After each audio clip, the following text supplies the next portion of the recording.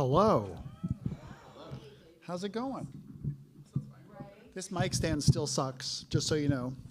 So if you're coming up, there's another one kind of like, but just like our books, they're everything is on its way. So yeah. So how was your third day? Not your third day. Woohoo! Good job. Glad you're here. Special guests. Melissa Phoebos and Donika Kelly. Love to have you here. So excited. It made my day when I heard your name, or I heard you calling my name in the parking lot. And we have a great lineup tonight. We're going to hear from poet Hieu Minh Nguyen. Give me a big hand for Hieu. Writer Lydi Conklin, big favorite, and photographer Ron Amato, who will give a presentation. Woo!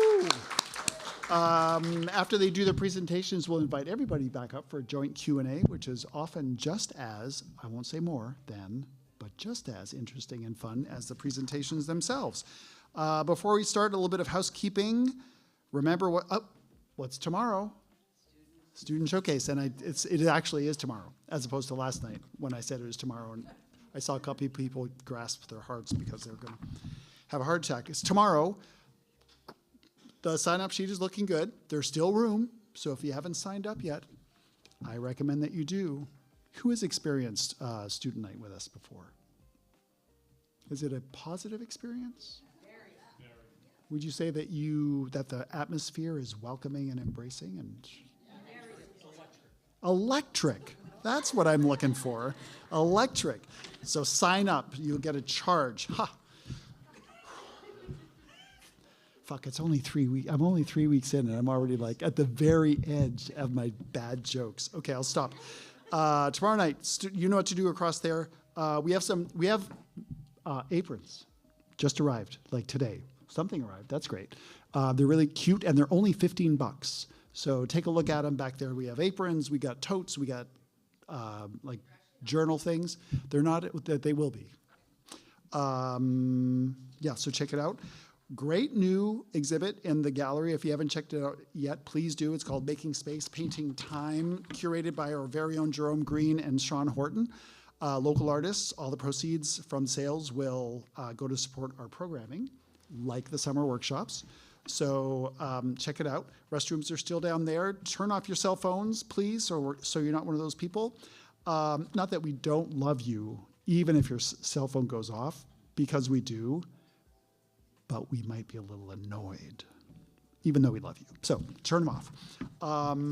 So I'd like to invite now, so that I will get off the stage, one of Hieu's students, Diane Laderman, to come up and introduce Hieu. Come on up. Yep. I'm going to whip out the short. Short version microphone. Yes. Well, hello everyone. This is a blast. I write fiction, but had been in a bit of a bog, rewriting and rewriting almost to the point of deflating rather than inflating the work. I wanted something different, but was intimidated plunking myself into a poetry class. Then I read Hieu Minh Nguyen's workshop description. It seemed warm and welcoming and possible. He wrote about using public spaces, quiet corners, overheard conversations, and daily rituals as creative fuel. Each session, he said, would invite spontaneous drafting, playful experimentation, and shared reflection as we'd worked on drafts together to gather supportive and constructive feedback. The environment he has created has been all that and more. He is such a quiet and gentle guide, brilliantly sharing his wisdom and provoking us all to share what we know in a space that feels as safe as a warm bath. I am so grateful, as I know my classmates are as well. We have a great group, and it's really fun, and I might like poetry even more now. Hieu has written 3 poetry collections, This Way to the Sugar, named a finalist for both the Lambda Literary and Minnesota Book Awards. Not Here, winner of the Thom Gunn Award for Gay Poetry from Triangle Publishing, and Staying Still, coming out soon from Tin House Books. His work has appeared on the PBS NewsHour and in Poetry Magazine, Gulf Coast, BuzzFeed, Poetry London, Nashville Review, Indiana Review, among his honors. He has received a Wallace Stegner Fellowship from Stanford University and a Ruth, Lily, and Dorothy Sargent Rosenberg Fellow from the Poetry Foundation. Originally from, I guess, Minnesota, he now lives in Oakland and is a lecturer at Stanford University. And if you get a chance and he comes back, which I hope you will, take his class.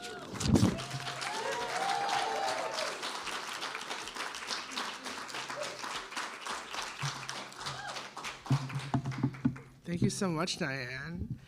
That was so sweet. Oh my God. Hello, everybody.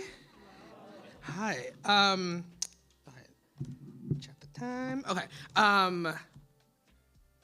Thank you all so much for being here. This is my first time in Provincetown, and it's been so lovely and so wonderful, and I've been exploring so much, even in the rain. Yeah, and I have a lot to say, and I'll save that for later. But yeah, feel very lucky to be here with you all.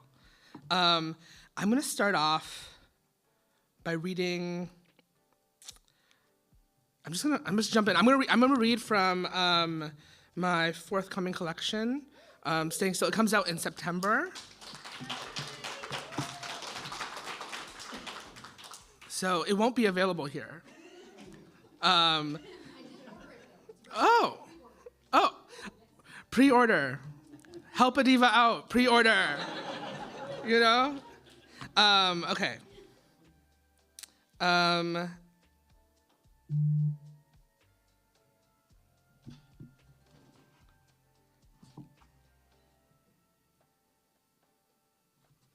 This is the first time I'm reading from it, so I don't even know what to do. Okay. One of the things that the book is centered on is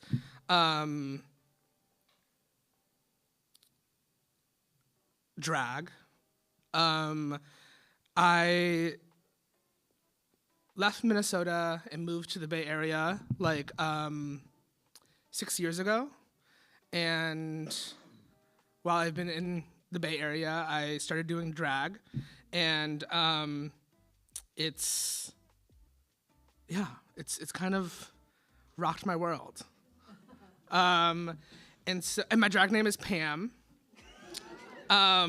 Originally, okay, this is the secret that we're gonna keep in this room, is that originally,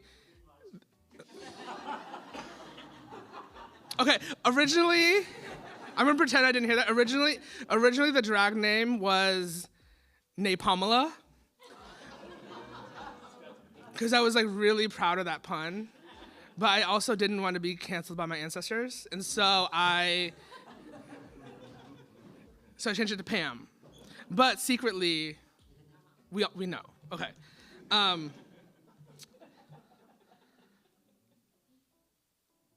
This poem is called A Girl Named Pam.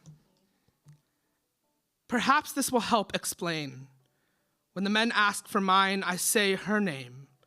Dormant teacher, night-ripened prima donna, the quiet years spent studying how to make a new face from the shadows, how to bite down on someone else's voice. I'm trying to explain how long it takes to be born. Years spent stalking the cosmetic aisle, hands tucked into your pockets, months spent coveting the brushes and tubes your roommate carelessly leaves on the counter, vanity borrowed, features stolen from an abandoned bloodline, I daughter and mother at once. There is a name I can make of a longing. Where do I go the moment my body becomes hers? Tonight I sit in the passenger seat, watch her floor it into the night.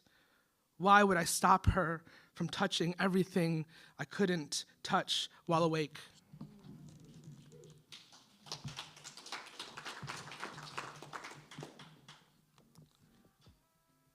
Staying quiet. Once a man named a thing beautiful, and so we wore it, buried it, turned it to currency.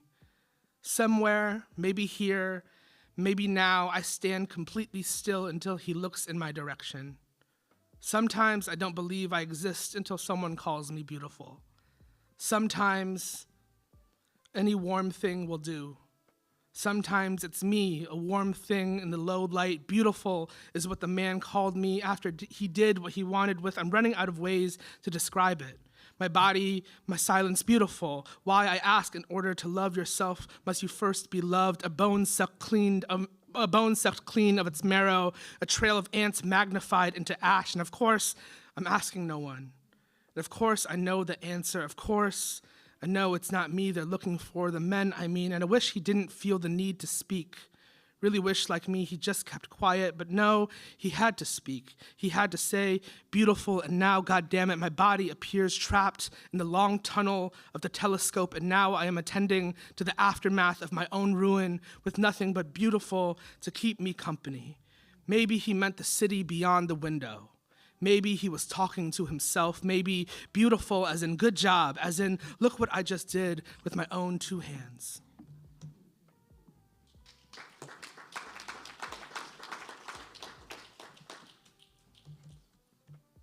Crisis.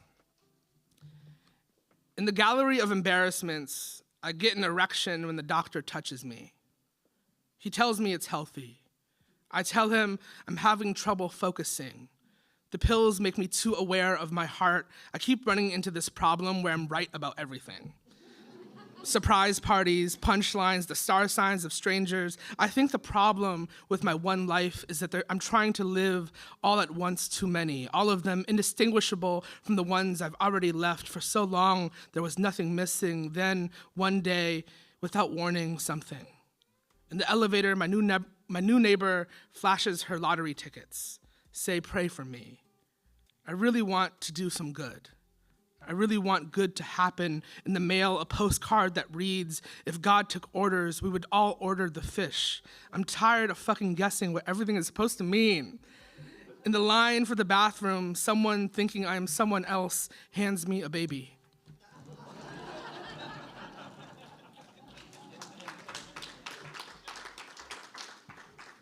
Yeah, what do you do with that?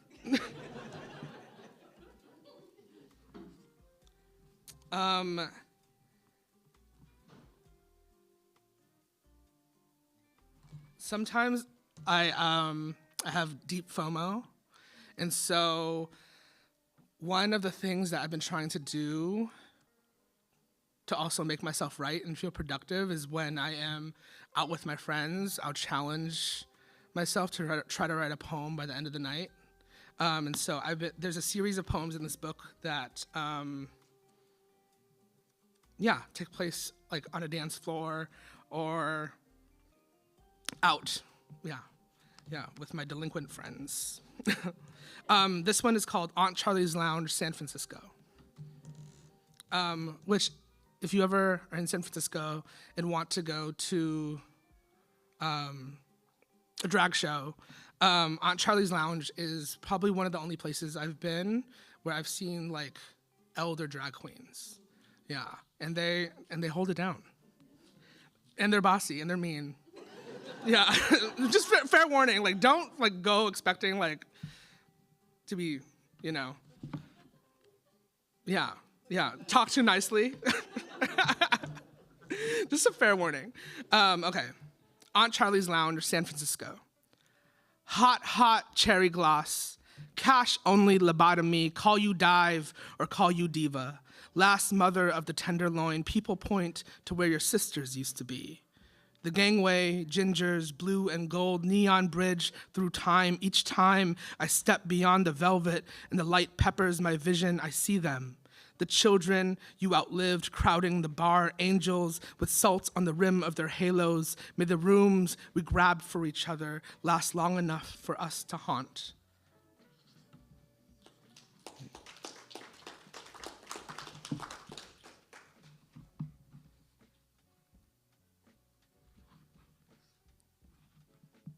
Okay, so this is, this isn't really a poem. This is like a speech that I wrote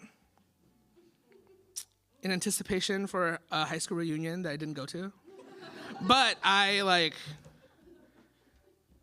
nobody asked me to write a speech either, I was just like, if I went, I would have pulled it out, found a microphone, and was like, oh, okay. But I decided, because I didn't use it, I put it in a book. It's true, you know. I can hold a grudge better than I can a conversation. Sure, you think the weather is nice. I can't really tell. All I know is in the 3rd grade, after it rained, Kimberly Nelson told me I smelled like a potato, and so no, I don't really care what your baby looks like. And you bet I want to be happy for you and your new haircut, but how can I when in 2003 Tyler Garvey told the whole class I had lice when it actually was just really bad dandruff. And nobody would come near me for weeks except for Johnny Connors, who eventually told the boys I was cool after I went over to his house to watch Tomb Raider. But his father made us watch porn instead, and I stayed quiet the whole time, which is what you're supposed to do when you watch porn with other boys. No, you can't smile. You can't look away. You can't say stupid shit like, what are they doing with that baseball bat? You're supposed to know what they're doing with the baseball bat. And if you don't, the last thing you should do is ask questions. It's not a classroom. There's only one rule in a circle jerk, and that's don't be noticed. And I think that's our problem. We go on pretending nothing is wrong when everything is wrong. When someone passes out at a party, we give them water and turn up the music. When someone passes away, we count the days until summer, say it's not our fault that he hung himself. See, something must have been happening at home. We point our red hands away from our throats, avoid his parents at the grocery store, dedicate a page to him in the yearbook, cling to his death like the arms of a letterman. I'm so sorry. You did nothing wrong. I'm just saying you should talk to someone else because I don't know what I'm doing here, and I don't know how long I'll stay.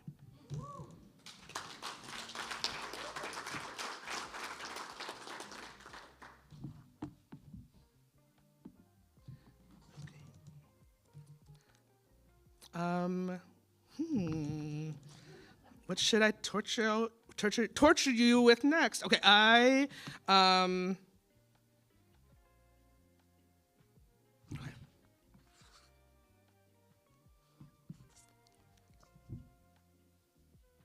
This is a poem. Ooh, never mind.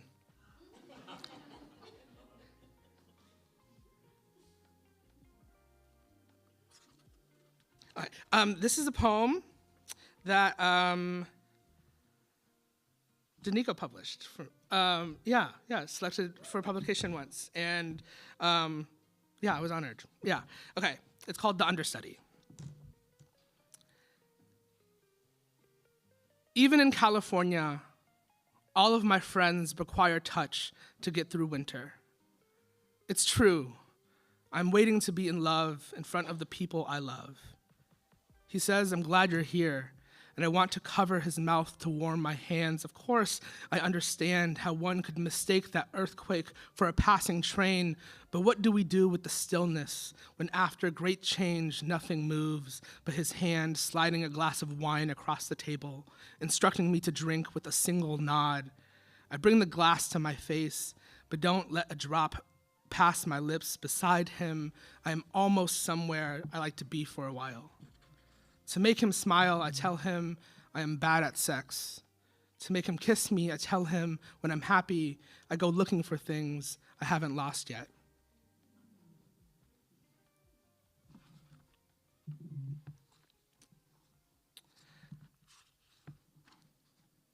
The dress. I never saw her wear it out of the house, confined to the thin frame of that floor-length mirror, that floor-length dress. Watching her sway in her bedroom, I learned beauty was something to be practiced, how to walk with it, how to hold it out for someone to touch. Each time she caught me wearing it, she'd cry, then pray. It hurt her, I imagine, to know her son was being called away by another woman. I wailed when she made me throw it in the trash, but stayed silent when she came at me with the hanger. How was I to know beauty was something I could ruin for others by trying it on?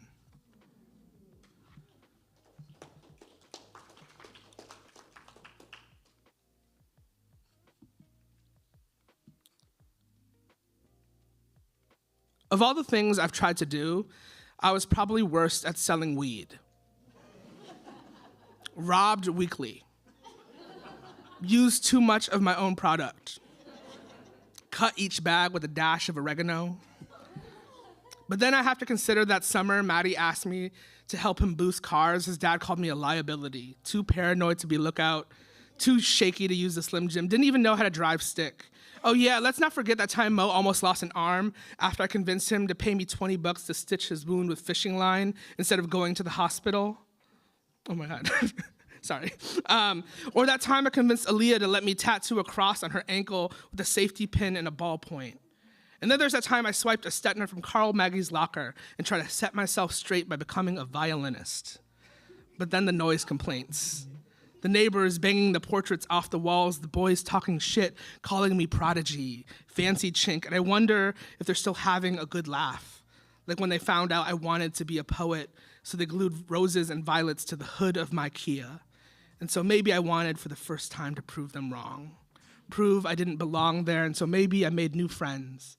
Friends who wrote poems, who sat around talking about poems, who went to school to study poems and lived in off-campus apartments where I crashed on nights where I got too fucked up on white boy drugs to drive back to the east side, where even without me, the rosin glow of junkers traced the block, where Mandy, 3 years sober, tucks the kids into bed, where Lee, first in his class, spray paints the fleet of stolen bikes gold, where Andrew stands in the kitchen reading the Bible in the dim light from the microwave, where Nikki, years later, coming home after a double at Champs, calls to wish me a happy birthday, and I am, of course, too busy to answer.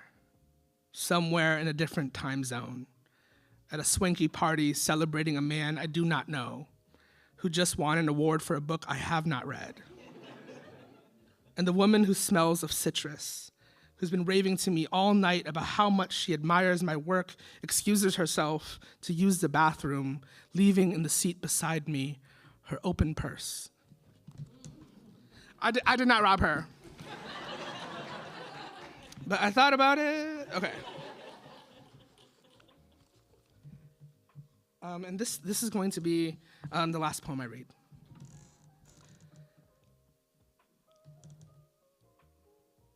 Under the bathroom lights, I master the art of the perfect selfie. Angle my face so it looks like my face, but not too much like my face. In this photo, I could be on a beach, in a museum, volunteering at a nursing home. You'd never guess by looking I was at 7-Eleven, ankle deep in toilet water. There are a few different strategies when it comes to hookup apps. Some people set the bar low, attempting to look worse in their photos, so when you show up at their apartment, you are pleasantly surprised at the absence of a ponytail. Some people go to extremes to alter the way they look, smoothing their skin into a blur of pixels. Some men use their abs or a hooked fish as the focal point. Some men remove their face completely, decapitate themselves. Rows and rows of headless torsos fill my screen. Even in the gallery of the beheaded, you'll find mouths to fill. Tonight, when a faceless man messages me, I recognize him first by his hands, his wedding band. Remember the flat of his palm against my mouth, even when I made no sound. When I don't respond to his message, he reveals his face. Remember me?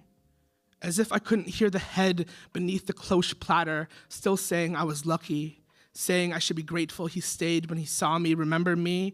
This portrait, the same one he used before, the kind a man would take not to make himself feel handsome or beautiful, but to prove he was important, the kind of portrait he imagined being carved into a coin one day. I learned early that a photograph could be used as currency. A man holds up the baby photo in his wallet, and the gunman redirects his aim. Entire political careers end between the white borders of a Polaroid. Al Franken resigns. Chris Lee resigns. The Princess of Wales died in the back of the Mercedes trying to escape the aperture. When I was younger, my mother would fan out a collage of women and ask me to choose a bride. I didn't. Instead, I became them, draped myself in the white of the exposure in their wedding photos. My father grips my mother's face and forces her to smile. In Galveston, Texas, Leslie Ray Charping's children write, "Evil does in fact die," in his obituary.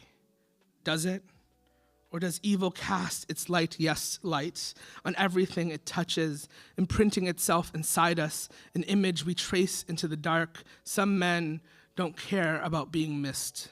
Some men only want to be remembered. Some men stare at their reflection and dare it to stay. Thank you.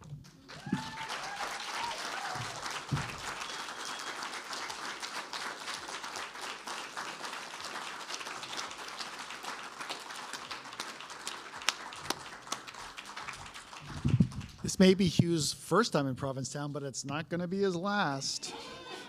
We have another big round of applause for Hieu Minh Nguyen, please. We'll talk.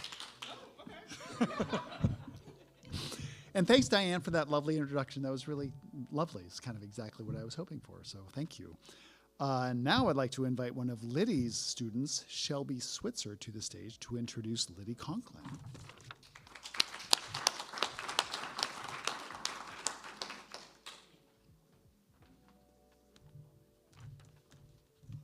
Wow, that was really awesome. Thank you so much for that reading. All right. Well, I signed up for Lydi Conklin's class before I'd read any of their books because my friend Langston, who'd studied with them at Vanderbilt, told me they were an amazing teacher. And then I read their debut novel, Songs of No Provenance, and knew I'd made a good decision. The book was polarizing in my book club, a sign of a good novel. And what I loved about it was the feeling that the writer, Lydi, was having a lot of fun with what they were writing, while also asking serious questions and caring about a wild main character who doesn't make the tragic mistake of so many contemporary main characters of caring about being perfect or even polite. I tracked down more of their work and then realized I had encountered their fiction before, specifically their short story, Sunny Talks, published in One Story.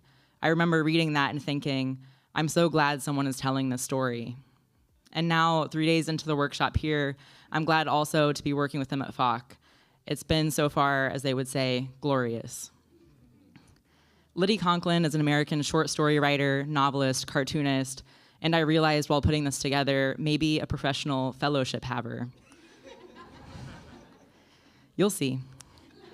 With a BA from Harvard and an MFA from the University of Wisconsin-Madison, they have received a Stegner Fellowship, as well as fellowships and residencies from MacDowell, Sitka Center for Art and Ecology, the Virginia Center for the Creative Arts, Lighthouse Works, Malay Arts, the James Merrill House, Harvard University, Gentel, Yaddo, Brush Creek, Caldera, Djerassi, Hedgebrook, the Santa Fe Art Institute, and the Vermont Studio Center. See what I mean? Their book of short stories, Rainbow, Rainbow, was published in 2022, followed by their novel, Songs of No Provenance, in 2025. Their fiction has appeared in the Paris Review, One Story, American Short Fiction, VQR, and elsewhere, and their comics have appeared in Narrative Magazine, The Believer, Popula, and other places. They're currently an assistant professor of fiction at Vanderbilt University. Welcome, Lydi.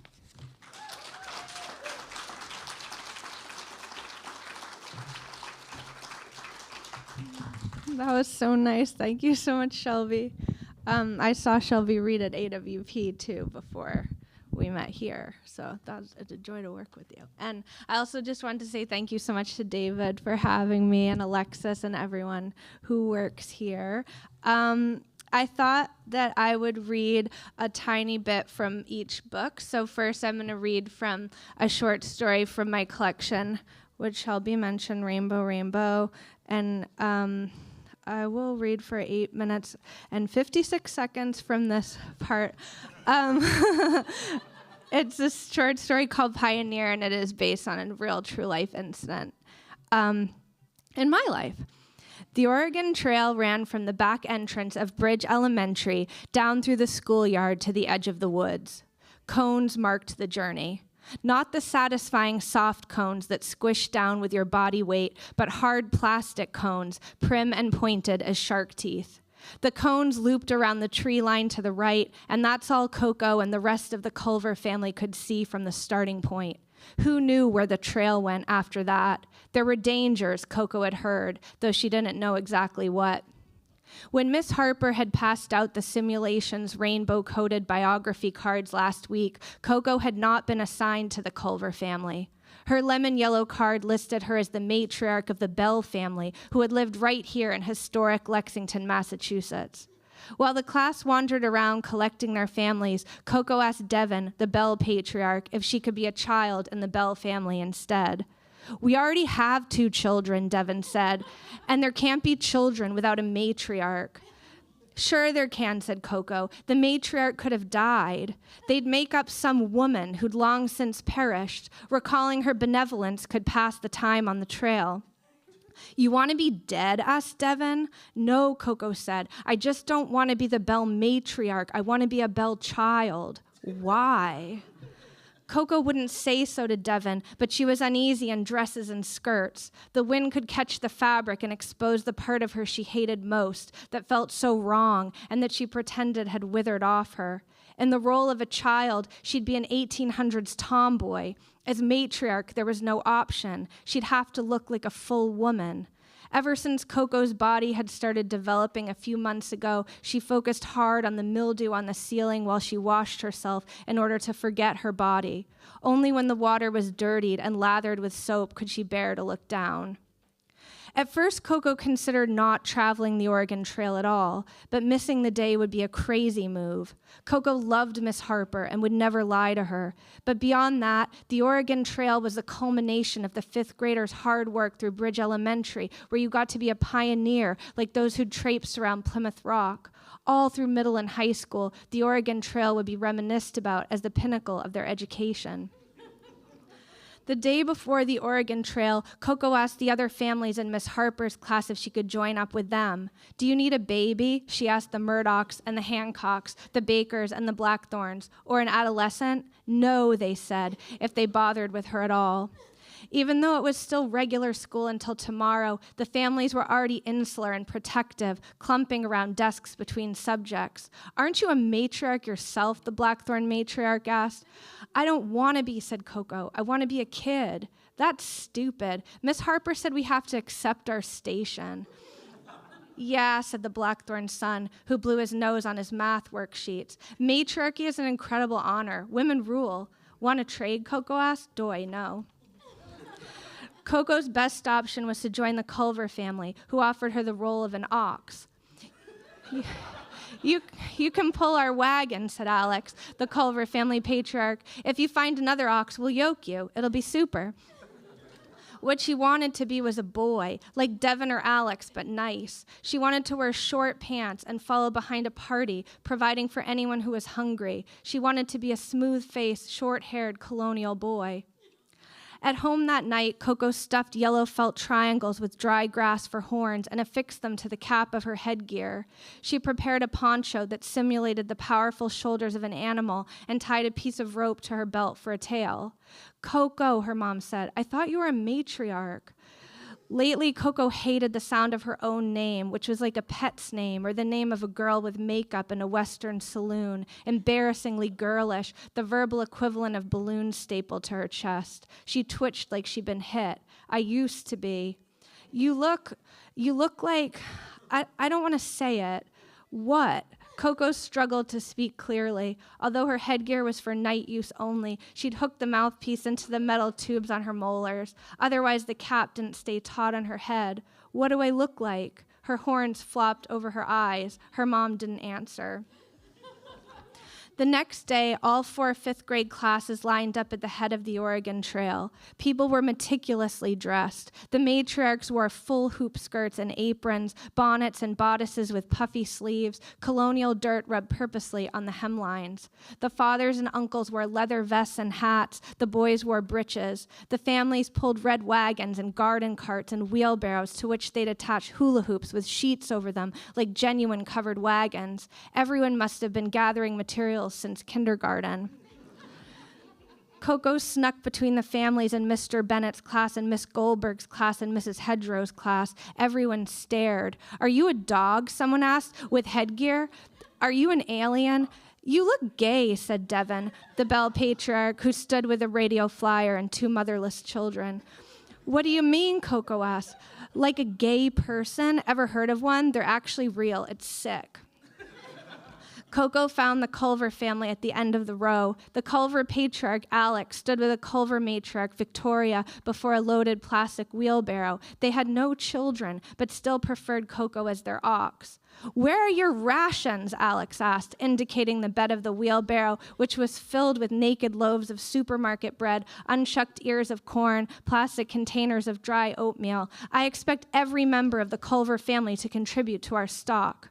"I brought flour," said Victoria, who wore a dark dress and a bonnet cinched around her face. "Sorry," said Coco. "I didn't know oxen fed their families in colonial times." Alex glared and passed her the handles of the wheelbarrow. "I can see we need to break you." The Culver family marched. The wheelbarrow, full as it was of grain, was exceedingly heavy. Coco had to rest the handles on her back and hunch over, so she was nearly crawling. Other families, none of whom had oxen, shared the burden of their wagons and wheelbarrows. No one else had rations. Alex swallowed handfuls of oatmeal and hunks of bread as he walked. Coco only hoped he'd keep at it and lighten the load.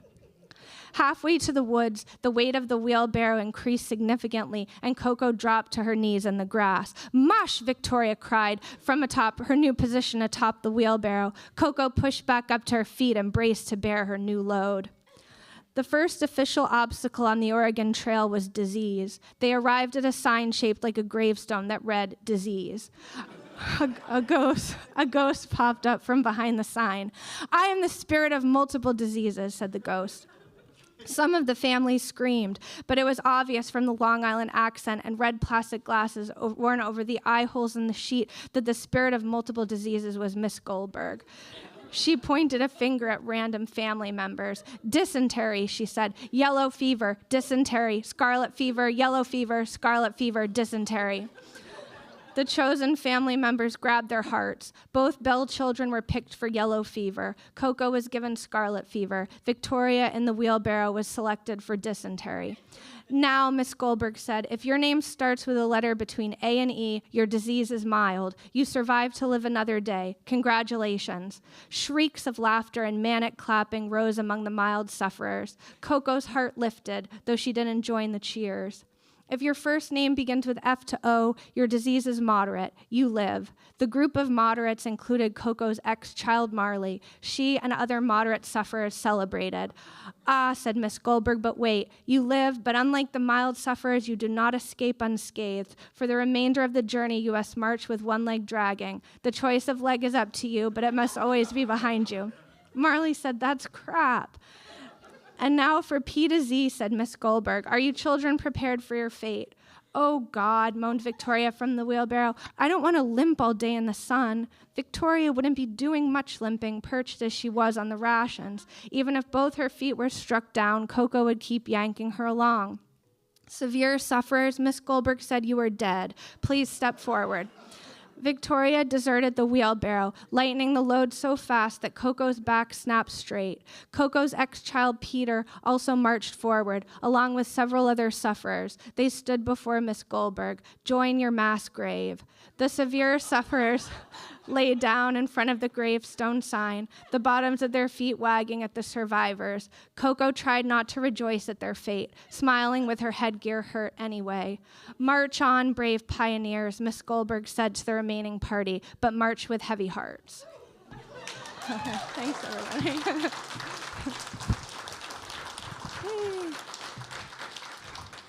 Thanks, everybody. Okay, so I'm just going to read a small segment of 4 minutes and 15 seconds from my novel, which is called Songs of No Provenance. And this is kind of from the middle of the book, but all you need to know is that the main character is named Joan Vole, and she's a feral folk singer who does like unhinged stuff, as Shelby was referring to. She basically did a horrible act on stage in front of a live audience and knew she would get canceled for it, so she fled her life in New York and decided the best option for her would be to teach teenagers songwriting in Virginia, and she's very bad at this job. So I was going to read this small part in the classroom. She has only 3 students. Their names are Victor, Agnes, and Lula, and this is a moment when the students are going to share their songs that they wrote. Let's play some of our songs, said Victor. Me and Lula were practicing. Yay, said Lula. I don't know about that, Joan said. Kids all over campus were sing-songing poetry and emoting monologues and breathily confessing nonfiction. Just because Joan had failed them on her first attempt at teaching didn't mean she had to let them sink into their private indulgences. Come on, Victor said. Somewhere in Joan's torso, a twitch. Fine. Hooray, Lula stood, me first. Lula took her position in the center of the room, ominously sans instrument. I'll sing about my sandwich. She aimed her pale cheeks at Agnes and Victor. Joan marshaled the energy for a nod. My sandwich is pretty, my sandwich is neat. When my sandwich is happy, it's stuffed full of meat. This wasn't singing, more a toneless chant. Somehow, even still, she was off pitch. Lula grinned at Victor and Agnes. Victor gave a thumbs up, but there was a sneer on Agnes's lips. So you may want to know what my sandwich might be. My sandwich is between my legs. It's part of my body. All three kids exploded in laughter, Agnes and Victor slapping the beanbag. Stop, Joan said. That's it. No more songs. Her breath rose high in her chest. She set her hand on her lungs, tried to settle them. They'd heard her feistier songs, or they'd just known. They'd looked at her and known. She had this perverted history dragging behind her wherever she went like a tail. Don't be like that, Mrs. Vole, Victor said. We just want to sing. Next time, Joan said, voice clipped. She hated that they discovered her true self after how hard she tried to be. Her right nails were grown out by 1/2 inch from the fingertip, longer on the thumb for picking. They were yellowed and ribbed. Most people didn't let a nail grow long enough to age and die, chipped and battered by strumming. The calluses on her left hand were frosted stones embedded under the surface. Strings had left scars across the backs of her hands. Her fingers routinely froze from tendinitis. She'd known her romance with the lakeshore guy was real when he'd noticed them, the way a sustained lover always did eventually, but instead of recoiling from the mismatched instruments that had handled his sensitive parts, he'd lifted both her wrists and kissed every knuckle, every joint, every overgrown nail. He'd smeared her hands down his torso, her calluses catching on his nipples. Sick, said Lula, gaping. You have man hands. Are you gay? How did Lula think women had sex anyway? With gardening tools? No, Joan said. Mine were worse, said Agnes. Not possible, Joan said. I've been playing since before you were born. Agnes shrugged, her gaze hard. Thanks, everybody.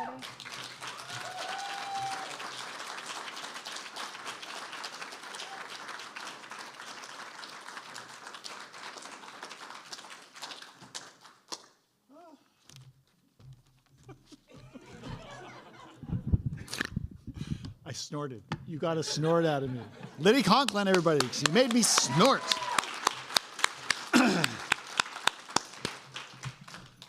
Also her first time at their first time at the Fine Arts Work Center, and not their last. We'll talk later also.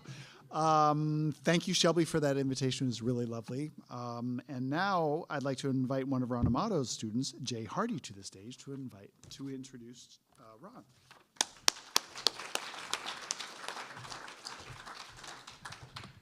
All right, apologies for my voice. All right. Ron Amato is a professor in the Photography and Related Media Department of Fashion Institute of Technology in New York City. At FIT, Ron is a leader for diversity and inclusion on campus, serving 9 years on the President's Diversity Council. Currently, Ron is curator of photography at Soho Project Space in New York City, but once upon a time, Ron worked commercially, contributing to Men's Health and Sports Illustrated. Ron has exhibited both nationally and internationally.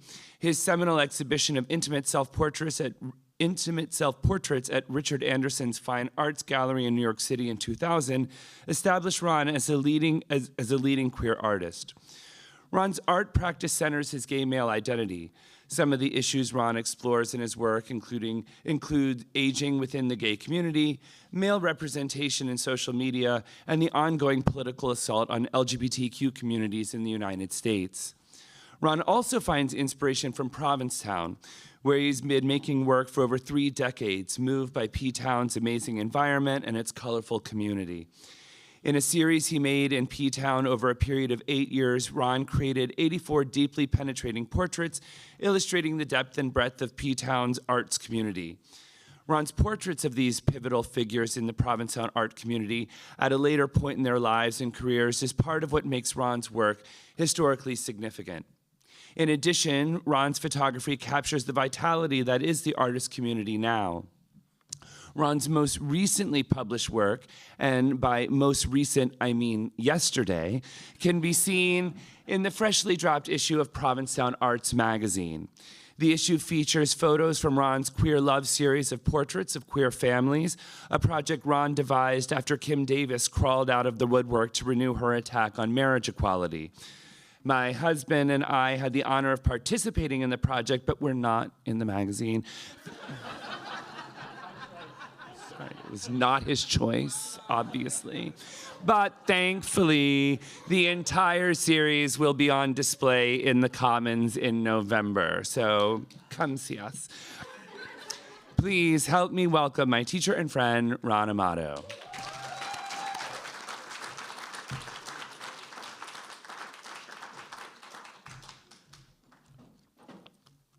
This is the newly dropped Provincetown Arts magazine. Thank you so much. It's my second time here. I hope I come back too. We'll talk later. We had an amazing morning, did we not? Yeah. We shot at Summer of Sass. We photographed. We didn't shoot anybody. And we had a really fantastic time working there with all those folks.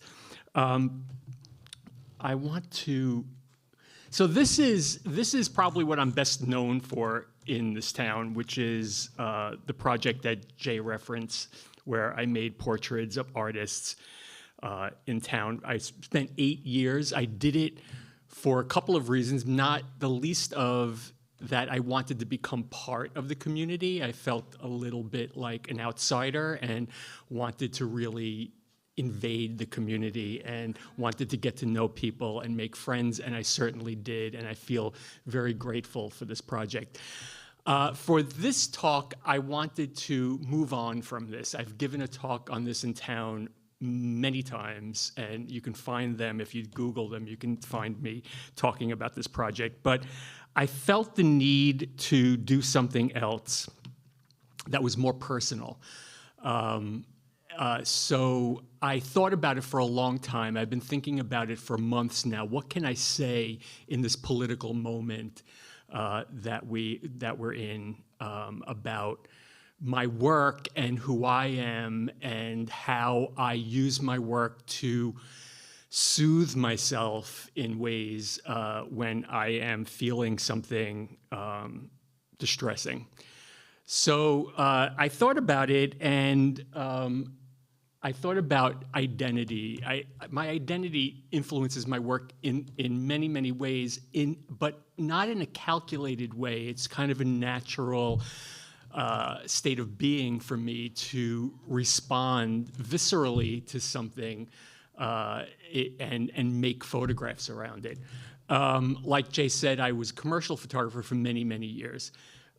Worked for magazines. I was not what you might call a fine artist, but I came to Provincetown, and I'm going to get to this in a few minutes. I came to Provincetown. Provincetown changed me a great deal, and this was many years ago. Identity wasn't quite fully what I wanted to do, so I thought a little more, and I wanted to talk a little bit about authenticity as an artist, which I think is key to reaching people. We don't work in a vacuum. We make art to be public by its nature. And I think when you make art that's authentic to who you are, you reach people. Not everybody, and that's not the point. The point is not to reach everybody. The point is to reach those people who will see themselves in some way in what you do. And I still wanted to delve a little bit deeper on what I wanted to say, and this gave me that opportunity.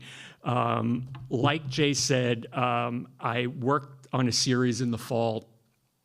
The story is I broke my arm in September. I was here to work on something else. I broke my arm. I couldn't do that project. So I set up a studio set that didn't need to be moved. Nothing needed to be changed. So I could work in a sling with a camera. And Kim Davis crawled out of her hole. How did you express it? What did you say? Okay.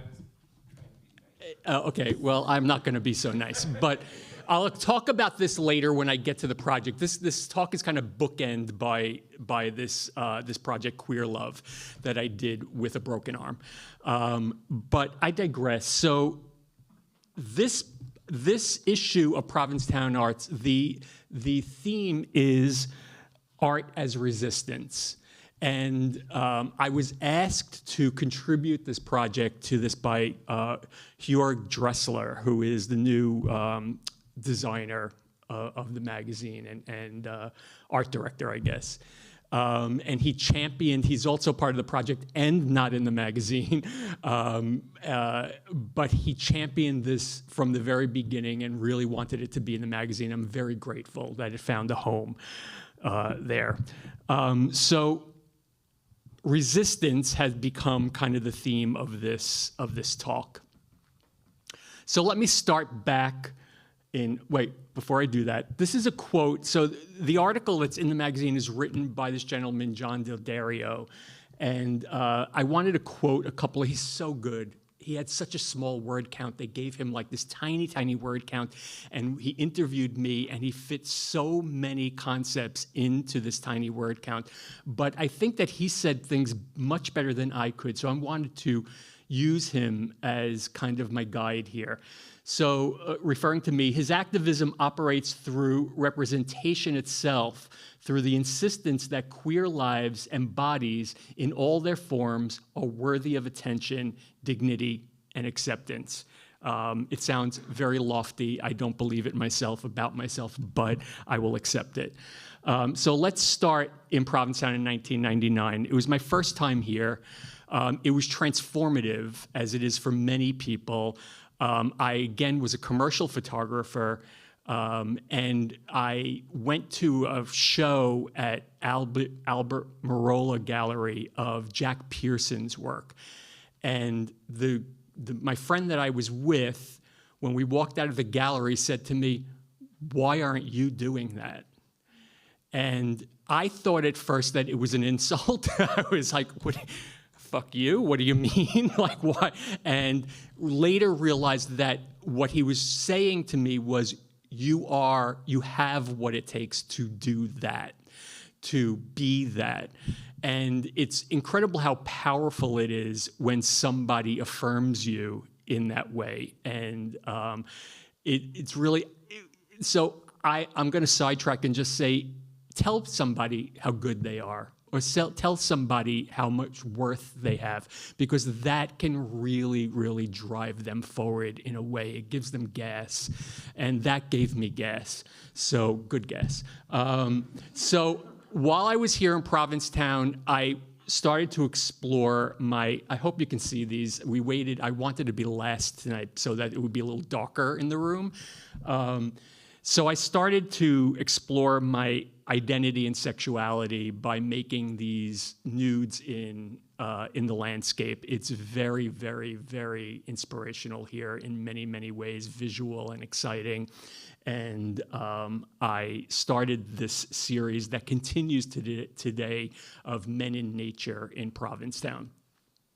When I got back to New York City, I had this new kind of vibration in my body, and I needed to express it in some way. And I started this series of intimate self-portraits. That's a little difficult to see, but intimate self-portraits with me and partners that, again, being affirmed is really important. That a gallerist in New York City immediately said to me, "You make more of these, I will give you a show." So I spent about a year making these images and had a show in New York City, and that got very positive reviews and really, really good buzz, and really kind of transformed who I was from that commercial photographer to a visual artist. Going from there, I decided, September 11th happened. It was very devastating for me. I was very close to the towers. I watched the whole thing. And I decided after that, I hated the way I spent my days. I no longer wanted to be with magazine editors and clients telling me who to be and what to be. And I really wanted to change my path. So teaching was the thing, I thought, to do the way to do it. And I really love teaching and love being, I said to somebody, one of my students today, or maybe yesterday, that being in the classroom, I'm 65 years old, being in the classroom with 18, 19, and 20-year-olds teaches me as much as it teaches them every day. And teaching has really, really been a gift to me. It really helped me see the world in a certain way and move forward in the world in a certain way. So after I started teaching, I started to make different types of work. And early in the aughts, or actually in the mid to late aughts, when social media started to become a thing, I started to become a little bit distressed about the way gay men were representing themselves publicly in social media, with body forward and person behind. What I mean by that is really representing themselves by their body, where their individuality became secondary to that. So I started to make this project Armor that was really talking about body as social armor, protective to a certain degree, to protecting themselves from actually seeing the real person there. And I spent a couple of years, I wish you could see these better, but hopefully you can get the idea. I spent a couple of years, and the whole idea was obscuring them as human beings and seeing only their body armor.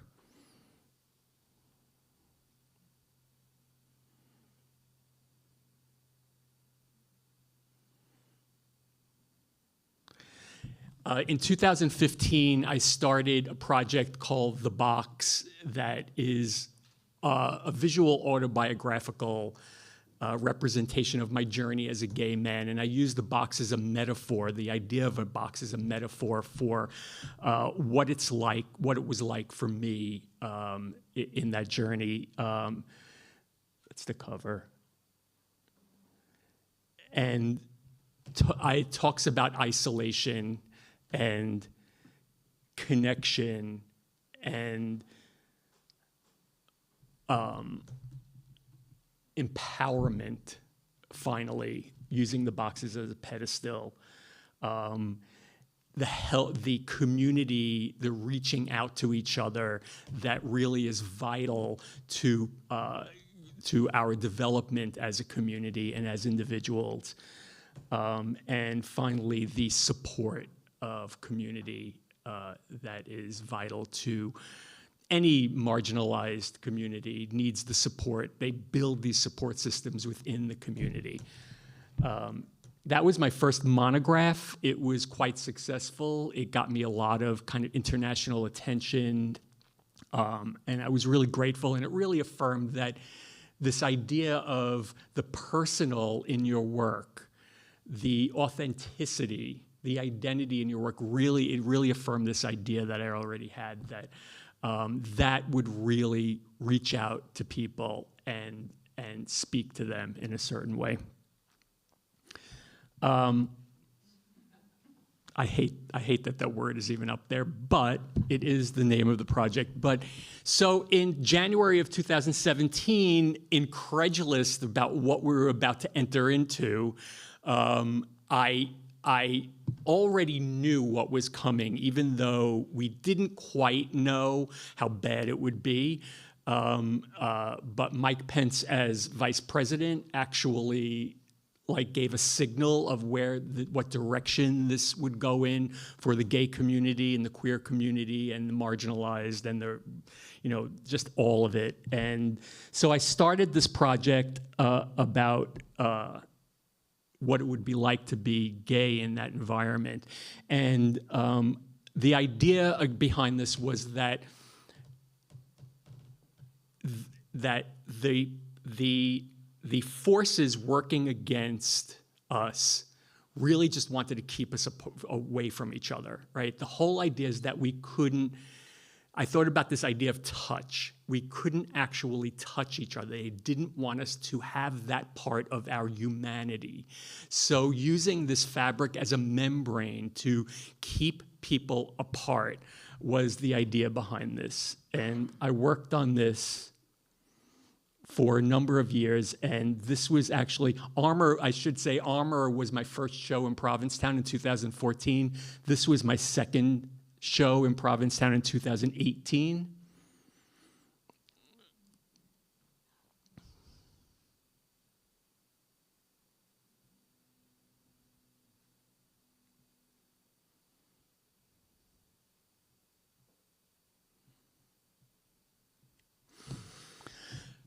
So after I was done with that, it was really heavy, and I was like, oh, all these conceptual, I just need to break out of this, and I needed a palate cleanser. I had been thinking about this idea of myths and legends and the storytelling that has been passed down through decades and centuries and millennia, and thought about where the queerness shows up in these stories and how I could recast these stories through a queer lens. So I partnered with somebody, a man named Sheldon Lindsay, who is a stylist and an art director in New York City and really was hot on this idea. And he wrote, I mentioned it to him casually, and the next day I got a 5-page kind of treatment about how this could go.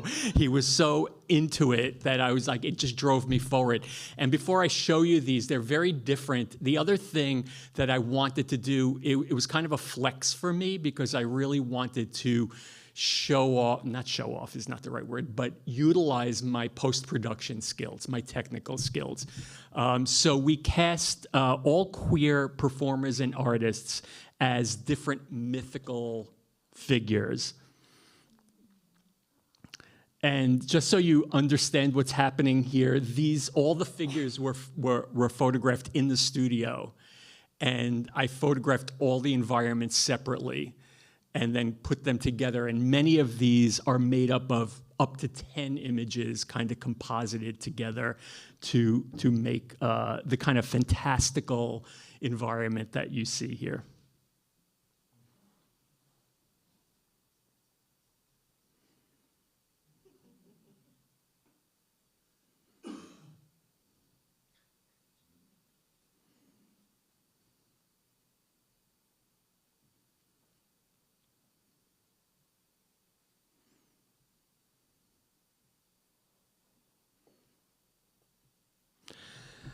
COVID. So COVID kind of put the brakes on that project, and we couldn't be together. We couldn't do any more. We have some still in the can that need to be done, but of course, COVID, with everybody, and I wasn't one of those artists during COVID that I'm going to make work around isolation. I was paralyzed for that time. I couldn't do it. I just couldn't see myself doing it. But in 2020, I did come to Provincetown. We already had a lease for our apartment here, so I did come to Provincetown, and I wanted to really start to be joyful in that environment. So this is Provincetown, celebrating queer joy in Provincetown. I did a couple of location things at Fag Bash, and I did a fashion story at the A House, and these are some of the images that come out of that.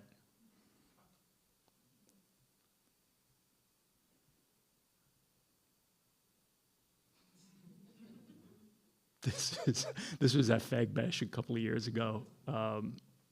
the couch was an interesting prop because people did things on the couch that I didn't expect.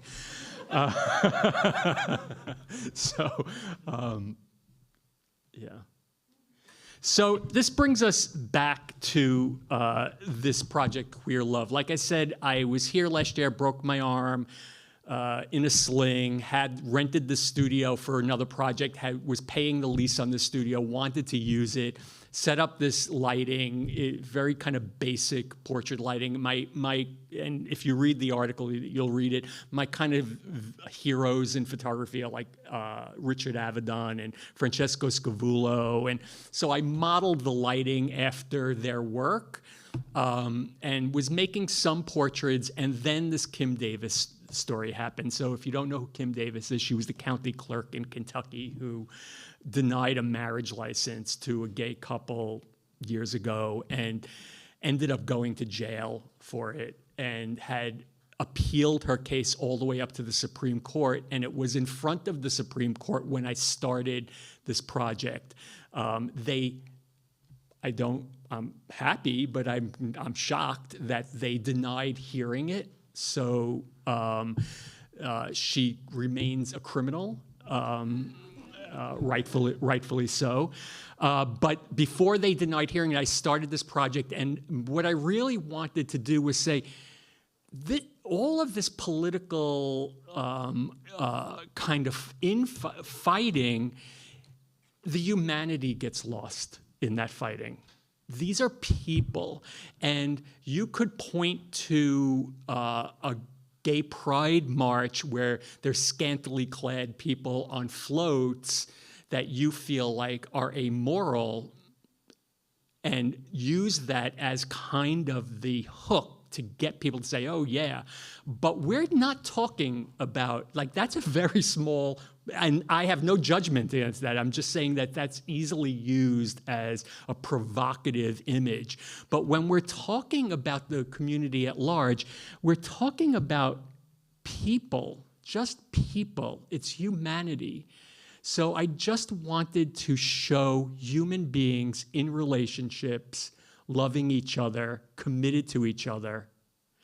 And it started to grow.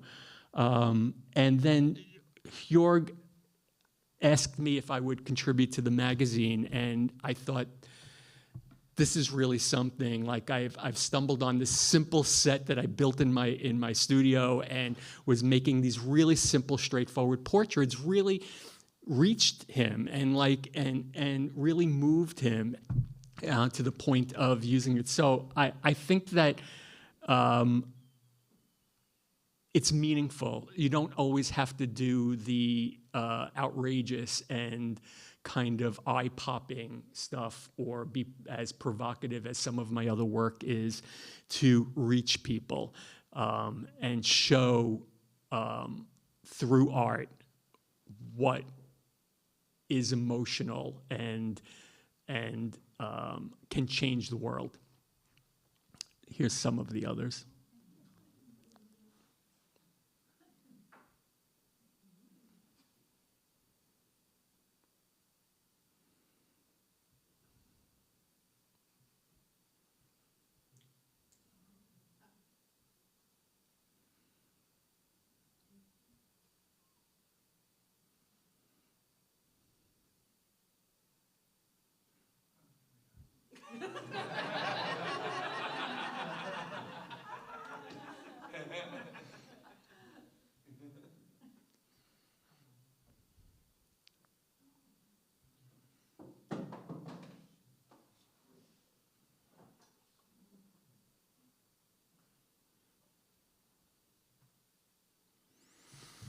And I'll just leave you with this other quote from John's article.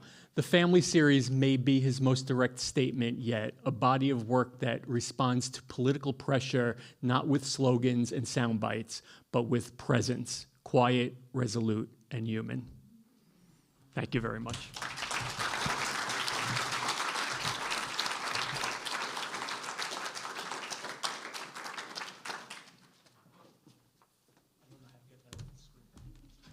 We'll take care of that. Thank you, Ron Amato. More applause for Ron. Can we invite our speakers up to the stage? We'll do a quick little Q&A. Come on up.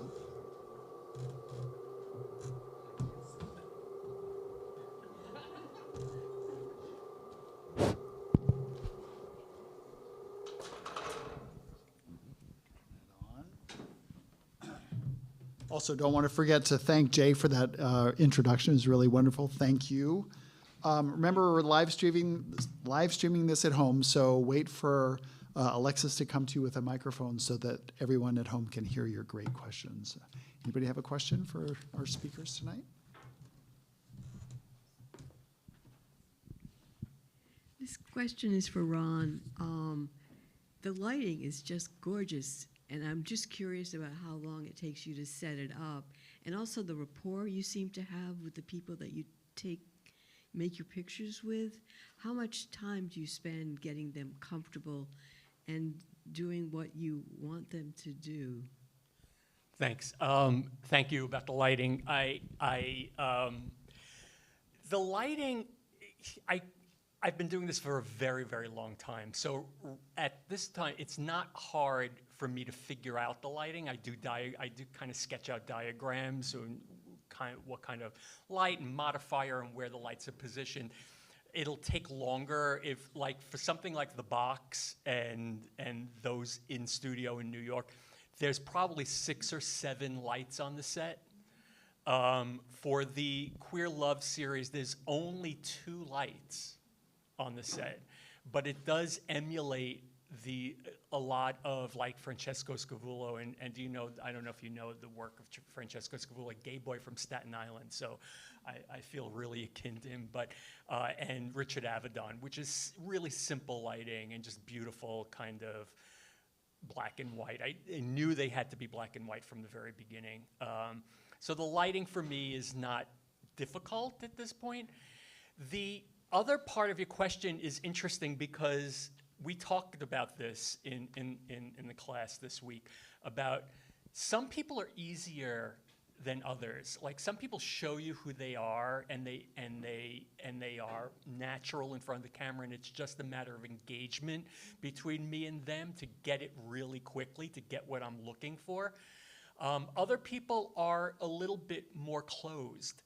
And I talk to my students about using the camera to just disarm, like, just keep, sometimes I'll make 100 frames, and digital is great for this because it's not costing you anything to make those frames. So sometimes I'll make 100 frames just to get them used to it and disarm them, and then an engagement, talking to them and letting them talk to each other. For that, like, I don't know if you know Deb and Sue. That image of them where they're kind of laughing into each other, that is them as I know them.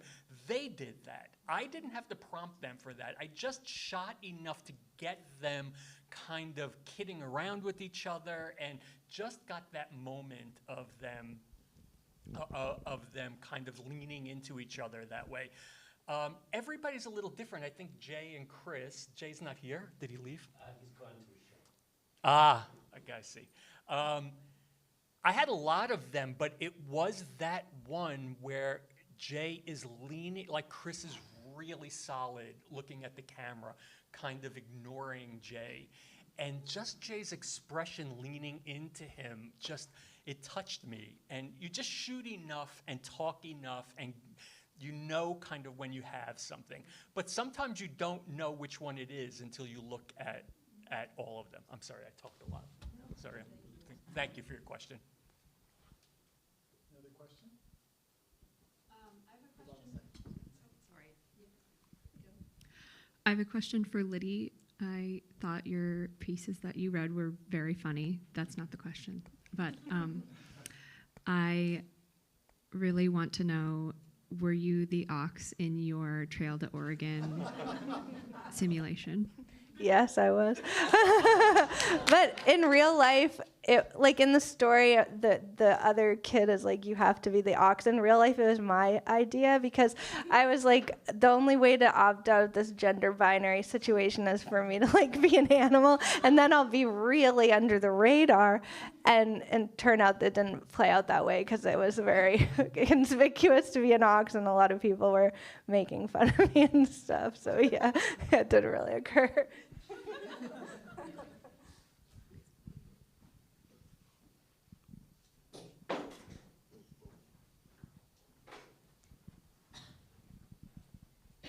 Well, I have a question for Hieu. The new book sounds very different from the second book. Like, just, I feel like not here was like not here, you know? And this book feels, just like from what you read today, feels really different. And I guess I was wondering if you could talk to us a little bit about book 3 as an idea, but then also, like, does that allow something different to happen in your practice, to like have a longitudinal practice? How have things changed for you and in your writing? I don't know if that makes sense, but. Yeah, no, thank you so much for that question. So much changed, and so much like changed between the second book and the third book. My second book came out in 2018, so that it's going to be like 8 years. And the second book took like, I want to say like 3-4 years to write, and then this one I've been holding on to kind of. I started writing the poems in here before I even before I even put out the second one. So this, like, working on those poems for like 10 years, and I think for me, what took me so long was I had a lot of uncertainty, you know, and about the work, about who I was. I mean, I think and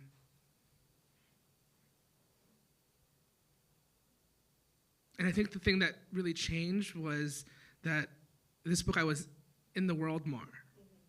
I think I started writing when I was like 15, and I've been like calling myself a poet since I was like 15, which is weird. It's a weird thing, you know, like it's weird. Like, no 15-year-old should be calling themselves a poet, you know, like, I don't know. Yeah, thinking about it now, it's just like, that was a freak. That was a freak kid. And I was, and I think all that loneliness, all that time alone, just like writing or even just reaching only into the past. I feel like so much of my work was just like reaching into the past, and I didn't know how to write about the present. And so I think I needed that time to kind of, re-enter the world. Yeah. Other question?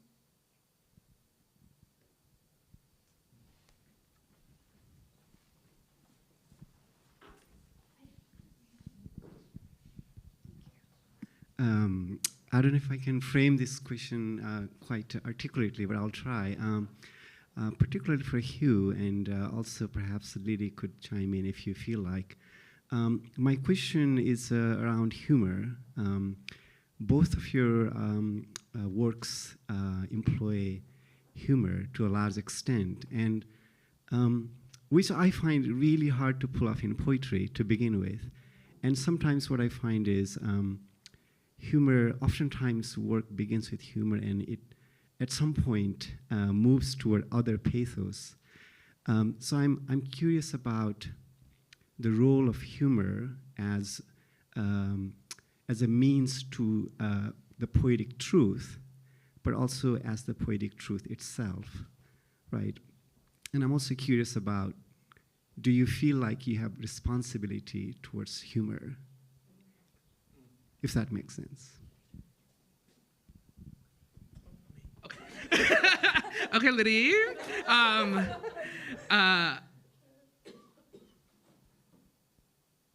That was such a great question, and I think you articulated it so well. I I think humor for me has always been kind of like a survival tool. Like since I was young, like I had to become funny. I had to become funny to survive, or like socially. Like I thought, like my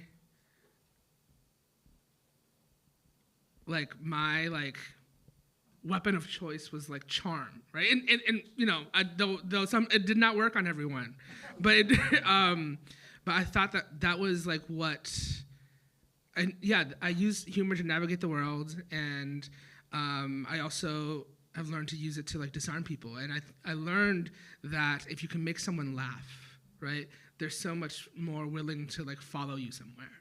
And I think that like the world is ridiculous, and I think the world is absurd, and I think that there's a lot of turmoil, and I think it contains all of that. And I think humor can save the world, and I think that's how. I feel responsible I guess my responsibility to humor, I feel like, is to use it. Yeah. Yeah, I love that. Yeah, we were talking about that actually in my class here yesterday, and we read the story Dance in America by Lori Moore, which is a beautiful story that uses humor and sadness. And I feel like we were talking about how like just if you can make someone laugh, they're like so much more vulnerable to like receiving the hard truths or the sad shit that you have to share with them. It's just like they're surprised. Humor just goes with so much surprise, and they're like surprised into laughing, and then it's like jab them in the rib with something sad. I don't know. I think they just have to sit together, kind of, or in my mind, they do.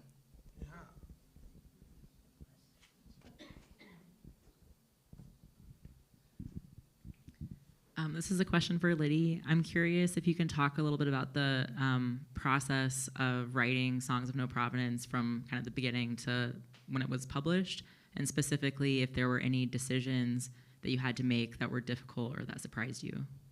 Ooh, that's such a good question. Yeah, it had like a long journey. I think it was like around 7 years from starting it to publishing it, and there were a lot of surprising and difficult things along the way. So I guess one that I'll share is the reason I started writing this book. So Joan as a character is like an ostensibly cishet woman at the beginning of the book, and later we find out that she's not. But she's kind of someone who's done a lot of like queer baiting in her work. Like she's made these, everyone thinks she's a lesbian, all her fans think she's a lesbian because her songs are kind of like about lesbian desire, even though she's straight, and she's kind of like getting this audience. And the reason I wanted to write into that project was because I had been like really irritated that a lot of books by like straight people were by straight people but about gay people were winning these big awards and becoming so famous, and I was like really salty about this, and I was talking to my like the terrible old therapist about this, and she was like, why don't you write about it if you're so mad about it? And I was like, okay, Linda. So then I was like, I'll write this character who does that. But unfortunately, when you write about something that irritates you, you have to find empathy in that. So like I had to like realize Joan is not cis or het, as you find out throughout the book. But that was like an annoying surprise, was I can't just be like mad at this character. I have to actually find her humanity or whatever. So, yeah. One more question? You already have a mic. Go ahead. Well, I have a question for Ron. Yeah. I love that you were able to show us all these series. I'm wondering, how do you know when it becomes a series, or do you yeah, or is there a time where, it's just like one-offs, or like That's a great question. I only work in series, really. I don't do one-off things, really. But I'll talk about two of them and how the Gay in Trumpland one I knew was going to be a series. I wanted it to be a series. Armor was one photograph I did for a faculty show. With that response, that social media response, I didn't show that one because it's got a lot of full frontal and we're on YouTube.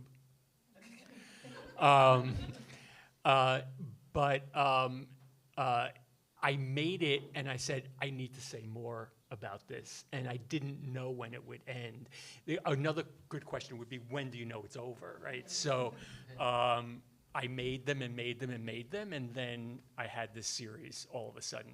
The box has an interesting beginning. We had all these studio boxes in the studios at FIT, and I wouldn't let my students use them in photographs. I kept saying, they're there to prop up other things. They're not there to be props on their own, except if you use them in a conceptual way.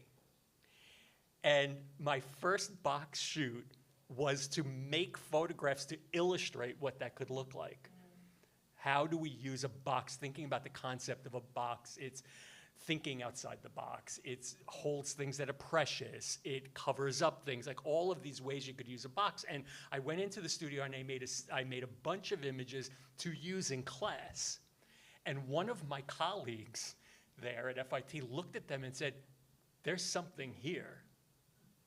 And it just got me going. And again, it's the power of somebody saying something to you.